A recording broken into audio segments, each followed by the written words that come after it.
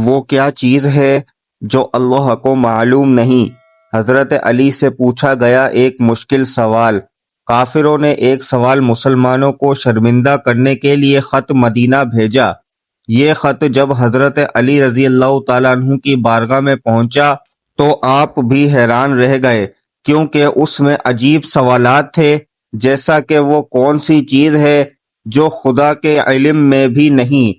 بسم اللہ الرحمن الرحیم۔ ویسے تو ہر صحابی سے آپ علیہ الصلوۃ والسلام کو پیار تھا، ہر صحابی آپ علیہ الصلوۃ والسلام کا جانثار ساتھی اور محبوب تھا، لیکن بعض ایسے خوش نصیب بھی ہیں جن سے آپ علیہ الصلوۃ والسلام کو خاص تعلق اور محبت تھی۔ ان میں حضرت علی رضی اللہ تعالیٰ عنہ کی ذات گرامی بھی ہے۔ حضرت علی رضی اللہ تعالیٰ عنہ سے آپ علیہ الصلوۃ والسلام کو جو تعلق خاطر تھا وہ بہت زیادہ تھا۔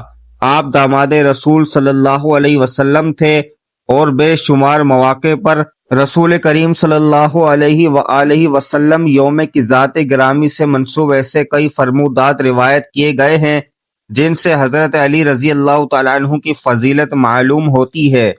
آپ صلی اللہ علیہ وسلم کی ایک مشہور حدیث میں ہے کہ میں علم کا شہر ہوں اور علی اس کا دروازہ ہے۔ گویا قیامت تک اور زمانوں تک یہ اصول واضح کر دیا گیا کہ جس کو خیرات علم درکار ہوگی اسے اس دروازے پر آنا ہوگا۔ جس شخصیت کو رسول کریم صلی اللہ علیہ وسلم نے علم کا دروازہ قرار دے دیا تو پھر اس کی ذہانت کا تو یہ عالم ہونا تھا کہ اس نے ممبر خطابت پر بیٹھ کے سلونی کی صدائیں بلند کرنی تھی، یعنی پوچھ لو جو مجھ سے پوچھنا چاہتے ہو اور میں اس کا تشفی جواب تمہیں عطا کروں۔ بے شمار واقعات حضرت علی کی ذات گرامی سے منسوب ہیں کہ جب بظاہر پیچیدہ نظر آنے والے کسی مسئلے یا کسی سوال کا حل آپ نے اپنی ذہانت اور کمال علم کی بدولت چند لمحوں میں پیش کر دیا۔ آج ہم حضرت علی رضی اللہ تعالی عنہ کی ذات گرامی سے منسوب ایک واقعہ آپ کے ساتھ شیئر کرنے جا رہے ہیں جن سے آپ کے علم و فضل کے مرتبے کو سمجھنے میں مدد ملے گی۔ دوستو، ایک مرتبہ حضرت سیدنا عمر رضی اللہ تعالیٰ عنہ کے عہد خلافت میں ایک لڑکے کو زنا کے جرم میں سزا دینے کے لیے لے جایا جا رہا تھا۔ واضح رہے کہ اسلام میں شادی شدہ زانی کے لیے سنگساری اور غیر شادی شدہ کے لیے 100 کوڑے بطور سزا ہے۔ وہ لڑکا اونچی آواز سے پکار رہا تھا کہ میں بے گناہ ہوں، مجھے سزا نہ دی جائے۔ اسی اثنا میں حضرت علی رضی اللہ تعالی عنہ کا وہاں سے گزر ہوا تو حضرت علی رضی اللہ تعالی عنہ نے اس لڑکے کی پکار سن کر سرکاری اہلکاروں کو رکنے کا حکم فرمایا اور لڑکے سے پوچھا کیا معاملہ ہے۔ لڑکے نے حضرت علی رضی اللہ تعالی عنہ سے عرض کی کہ جناب، جس جرم کا الزام مجھ پر لگایا جا رہا ہے میں نے وہ جرم نہیں کیا ہے اور اس جرم کا مجھ پر الزام لگانے والی میری ماں ہے۔ حضرت علی رضی اللہ تعالیٰ عنہ نے یہ سن کر سرکاری اہلکاروں کو وہیں روکا اور کہا کہ اس لڑکے کی سزا فی الحال روک دی جائے، میں اس کیس کو دوبارہ سنوں گا، اگر یہ لڑکا گناہ گار ہوا تب سزا دینا۔ دوسرے دن حضرت علی رضی اللہ تعالیٰ عنہ نے عورت اور لڑکے کو عدالت میں طلب فرما دیا۔ حضرت علی رضی اللہ تعالیٰ عنہ نے الزام لگانے والی عورت سے دریافت کیا کہ کیا اس لڑکے نے تیرے ساتھ دست درازی کی ہے اور وہ جرم کیا ہے جس پر تو نے اسے سزا کے لیے پیش کیا تھا؟ اس عورت نے اثبات میں سر ہلا دیا اور کہا کہ ہاں۔ اس پر حضرت علی نے اپنا رخ لڑکے کی جانب موڑا اور اس سے پوچھا کہ یہ عورت تیری کیا لگتی ہے؟ اس نے کہا یہ عورت میری ماں ہے، جس پر عورت نے اس لڑکے کو بیٹا ماننے سے انکار کر دیا۔ اس عورت کے انکار پر معاملہ گمبھیر ہو گیا۔ فیصلہ سننے کے لیے لوگوں کا بہت بڑا مجمع اکٹھا ہو چکا تھا۔ حضرت علی رضی اللہ تعالیٰ عنہ نے فرمایا تو اچھا ہے، اے عورت، میں اس لڑکے کا تیرے ساتھ اتنے حق مہر کے بدلے نکاح کرتا ہوں۔ تو عورت چیخ اٹھی کہ علی، کیا کسی بیٹے کا ماں کے ساتھ نکاح ہو سکتا ہے؟ حضرت علی رضی اللہ تعالیٰ عنہ نے جواب فرمایا کہ تیرے اس دعوے کا کیا مطلب ہے؟ اس عورت نے جواب دیا ہے، اے علی رضی اللہ تعالیٰ عنہ، یہ لڑکا تو واقع میں میرا بیٹا ہے۔ اس پر سیدنا علی رضی اللہ تعالیٰ عنہ نے فرمایا کہ کیا کوئی بیٹا اپنی ماں کے ساتھ دستے درازی کر سکتا ہے؟ عورت نے کہا کہ ہرگز نہیں۔ تو حضرت علی رضی اللہ تعالیٰ عنہ نے پوچھا کہ تو نے اپنے بیٹے کے اوپر ایسا گھٹیا الزام کیوں لگایا؟ عورت نے جواب دیا، میری شادی ایک چھوٹی عمر میں امیر کبیر شخص سے ہوئی تھی، اس کی بہت زیادہ جائیداد تھی، یہ بچہ ابھی حسن دودھ پیتا ہی تھا کہ میرا خاوند مر گیا، تو میرے بھائیوں نے مجھے کہا کہ یہ لڑکا تو اپنے باپ کی جائیداد کا وارث ہے، اس کو کہیں چھوڑ آؤ۔ میں اسے کسی آبادی میں چھوڑ آئی، ساری جائیداد میری اور بالآخر میرے بھائیوں کی ہوگی۔ یہ لڑکا بڑا ہوا تو ماں کی محبت نے اس کے دل میں انگڑائی لی، یہ ماں کو تلاش کرتا میرے تک پہنچ آیا۔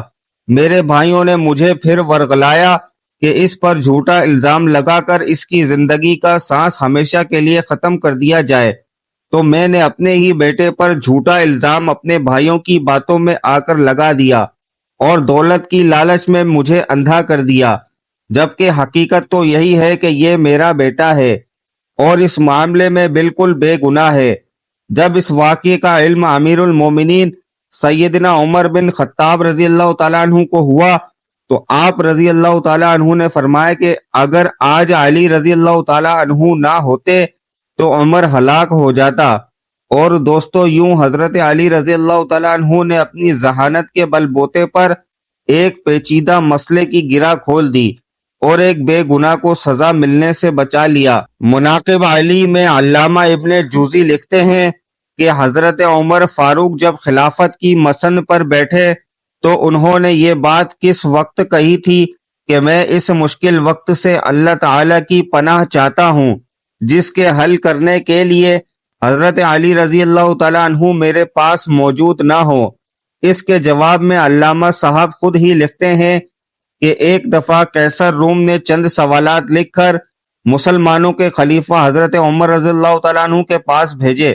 سوالات ایسے تھے کہ جن کا جواب روم میں بھی کسی کے پاس نہ تھا۔ ان سوالات کا مقصد مسلمانوں کو شرمندہ کرنا تھا تاکہ مسلمان اپنے دین سے متنفر ہو جائیں۔ چنانچہ مسجد نبوی میں عظیم صحابیوں کی محفل جمی ہوئی تھی۔ قیصر روم کا قاصد آیا اور خط پڑھنا شروع کیا۔ خط کی تحریر کچھ یوں تھی کہ بادشاہ روم نے لکھا تھا کہ یہ خط ہے بادشاہ روم قیصر بنی اصغر کا وقت کے خلیفہ حضرت عمر کی طرف کہ میں نے جو سوالات لکھے ہیں مجھے ان سب کے جوابات بتا دیجئے۔ نمبر 1، وہ کون سی چیز ہے جس کو خدا نے تخلیق نہیں کیا؟ نمبر 2، وہ کون سی چیز ہے جو خدا کے علم میں نہیں؟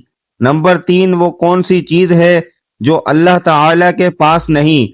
وہ کون سی چیز ہے جس کے سب بال ہی بال ہیں؟ وہ کون سی چیز ہے جس کا صرف منہ ہی منہ ہے؟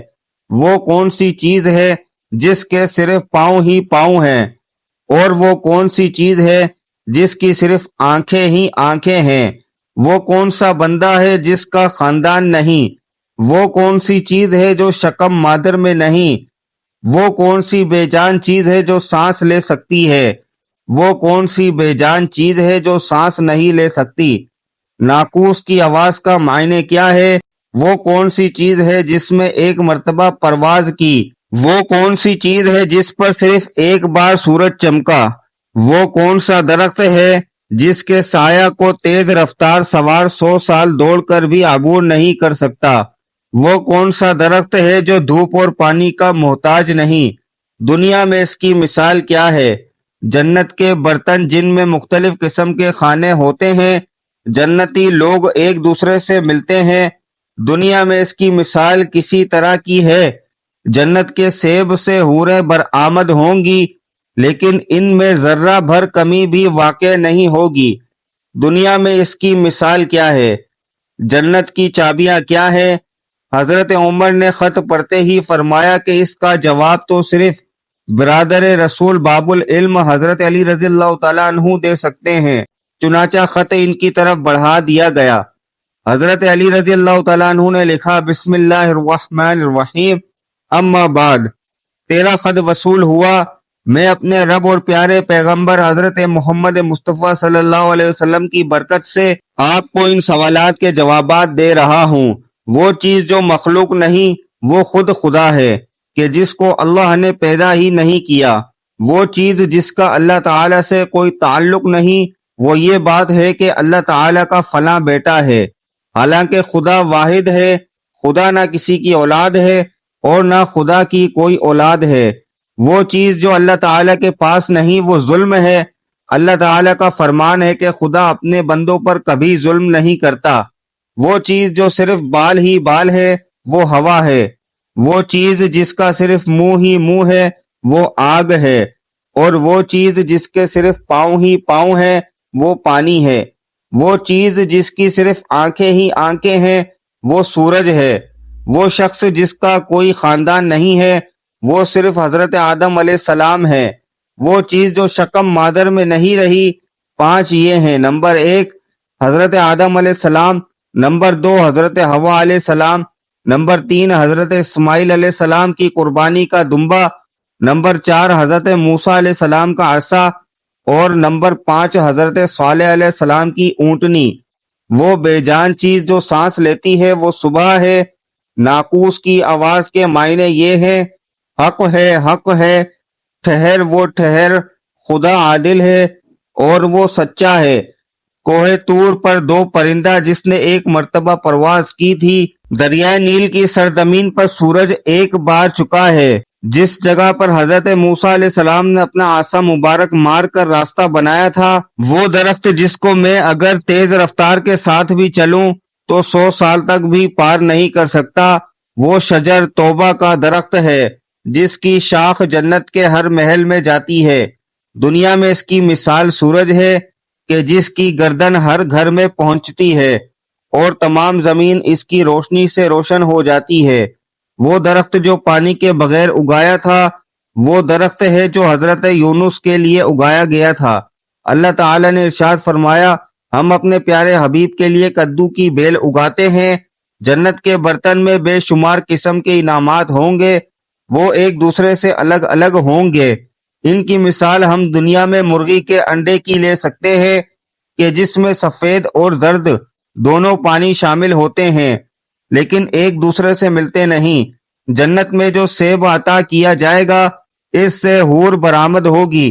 اس کی مثال ایسے ہے جیسا کہ سیب سے کیلا باہر نکلتا ہے لیکن اس میں کمی واقع نہیں ہوتی۔ وہ چیز جو دنیا میں سب کے لیے برابر ہے، چاہے وہ مومن ہو یا کافر ہو، لیکن آخرت میں وہ صرف اور صرف مومن کو عطا کی جائے گی۔ وہ کھجور کا میوہ ہے جسے آخرت میں صرف مومن ہی کھا سکے گا، جبکہ دنیا میں اسے مومن اور کافر دونوں یکساں استعمال کر سکتے ہیں۔ جنت کی چابیاں کلمہ توحید ہے۔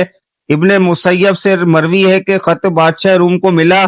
اس نے خط کو پڑھ کر کہا کہ میرے سوالات کے جواب صرف اور صرف خاندان رسول سے ہی مل سکتے تھے۔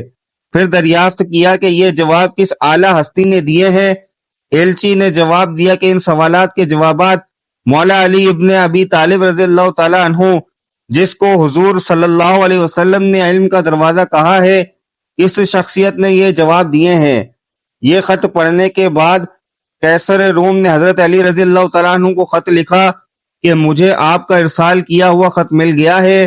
وہ پڑھ کر مجھے یقین ہو گیا ہے کہ آپ اہل بیت ہیں اور رسالت کا قیمتی خزانہ ہیں۔ آپ ہی حقیقی شجاعت اور علم کے وارث ہیں۔ قیصر روم نے اپنے دوسرے خط میں لکھا کہ میری یہ خواہش ہے کہ آپ مجھے مذہب اور دین کی مزید معلومات بھیجیں۔ میں خاص طور پر روح کی وضاحت چاہتا ہوں جس کا ذکر خدا تعالی نے اپنی کتاب قرآن مجید میں کیا ہے۔ اے نبی، لوگ روح کے بارے میں تجھ سے پوچھتے ہیں، تم انہیں بتا دو کہ روح میرے پروردگار کا امر ہے۔ یہ روح کیا چیز ہے؟ مولا علی رضی اللہ تعالیٰ عنہ نے جواباً خط میں یہ لکھا کہ ماں بعد روح ایک نورانی نقطہ ہے اور ایک غیر مرئی مخلوق ہے جس کو اللہ نے اپنی قدرت کاملہ سے پیدا فرمایا ہے اور اپنے خاص خزانے سے نکال کر اپنی ملکیت میں رکھا ہوا ہے، اور یہی روح ہی اصل میں ہر چیز کا سبب زندگی ہے، اور ہر روح جاندار کے پاس ایک وقت مقررہ تک امانت ہے۔ جب اس کی مدت مکمل ہو جاتی ہے تو خدا اسے واپس اپنے پاس بلا لیتا ہے۔